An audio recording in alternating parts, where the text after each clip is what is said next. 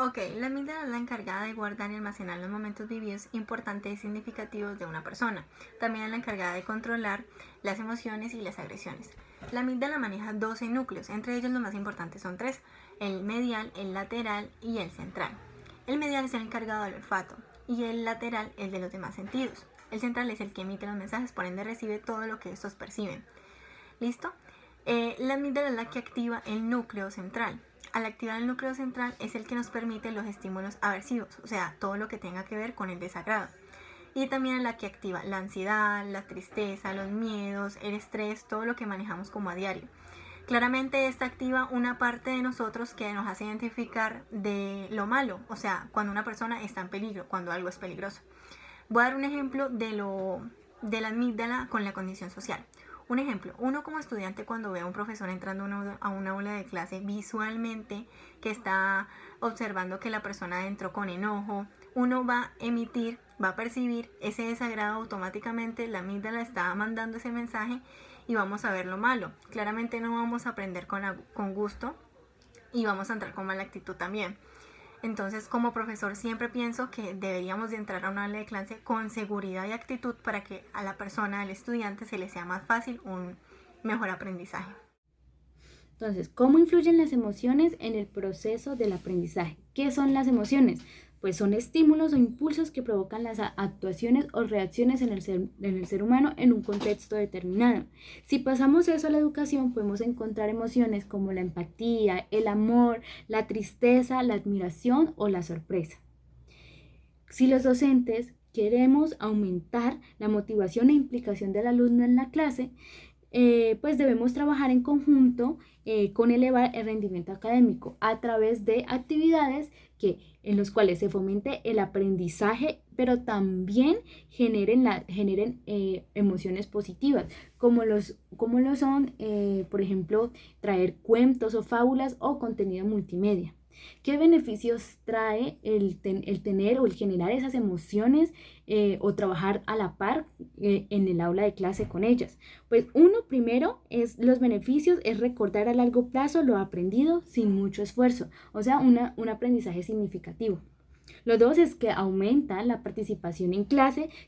Y tercero, que desarrolla la inteligencia emocional del estudiante, que tanto en su presente como en su futuro le será útil porque podrá gestionar y afrontar problemas que se le presenten tanto en su vida personal como profesional.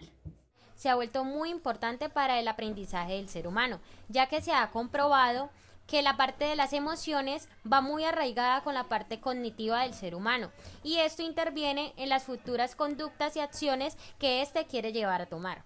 En el proceso de aprendizaje de cada estudiante, lo que realmente hace al ser humano aprender y generar un nuevo conocimiento es la emoción y la motivación que éste le ponga, ya que el estar emocionado genera y despierta en los alumnos una curiosidad, la atención, el interés que los hace aprender nuevas experiencias, ya que según estudios, las diferentes áreas del cerebro y sus funciones indican que solo es aprendido realmente aquello que es innovador, aquello que es diferente y que salga de la monotonía. Vale la pena aclarar que las emociones, ya sean buenas o malas, influyen en nuestra memoria y nuestro razonamiento lógico.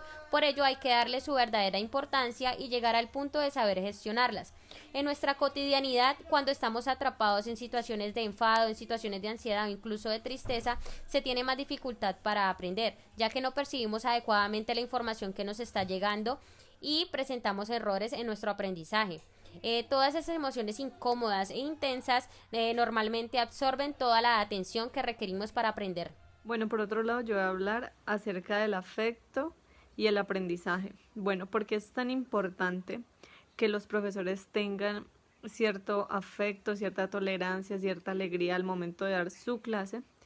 Porque yo tuve la oportunidad de estudiar en un colegio público y privado, en el colegio privado los niños no tenían problemas de alimentación, de vivienda, absolutamente nada, porque tenían la economía y vivían en un ambiente en el que no les faltaba nada. En cambio, en el colegio público habían muchos niños que iban sin desayunar, sin almorzar, y eso afecta mucho en el aprendizaje. ¿Por qué?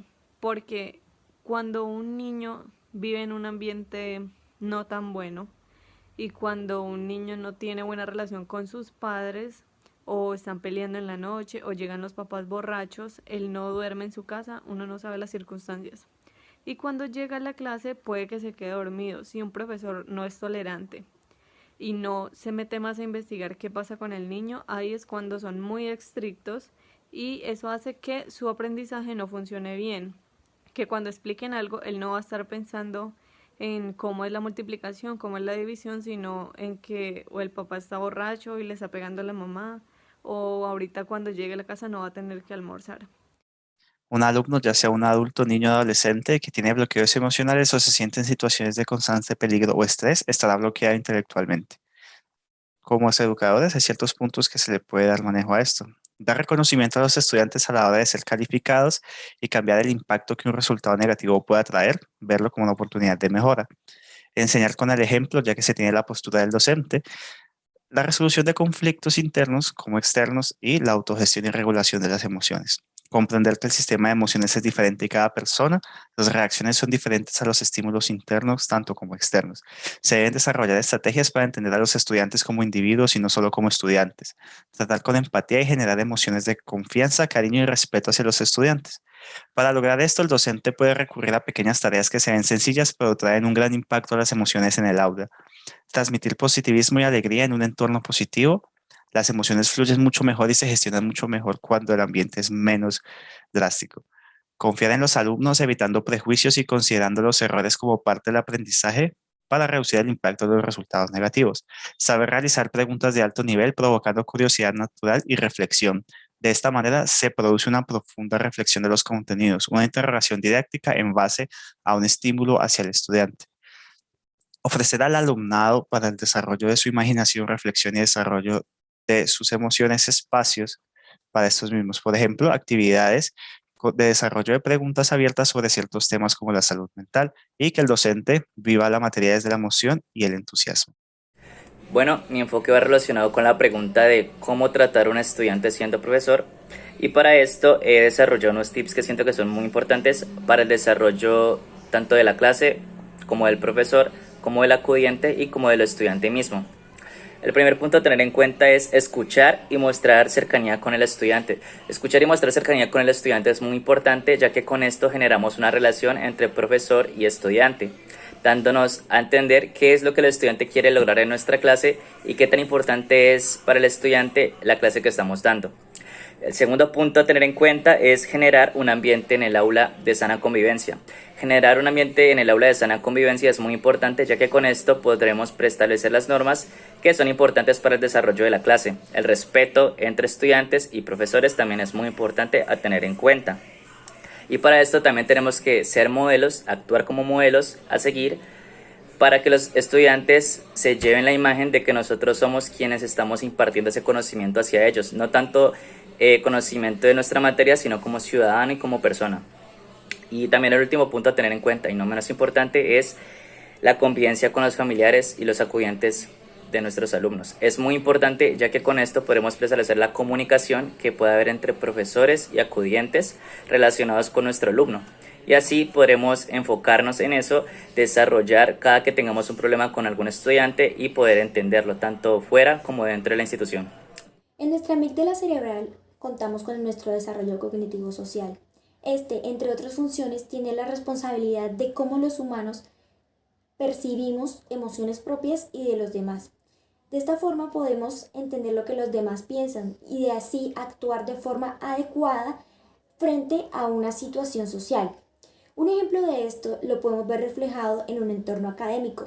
Si un estudiante presenta una exposición frente a un público y éste empieza a palidecer, tiembla, suda y balbucea continuamente, el profesor puede percatarse inmediatamente de que este estudiante cuenta con pánico público y se siente incómodo frente a la vista de un número relevante de personas.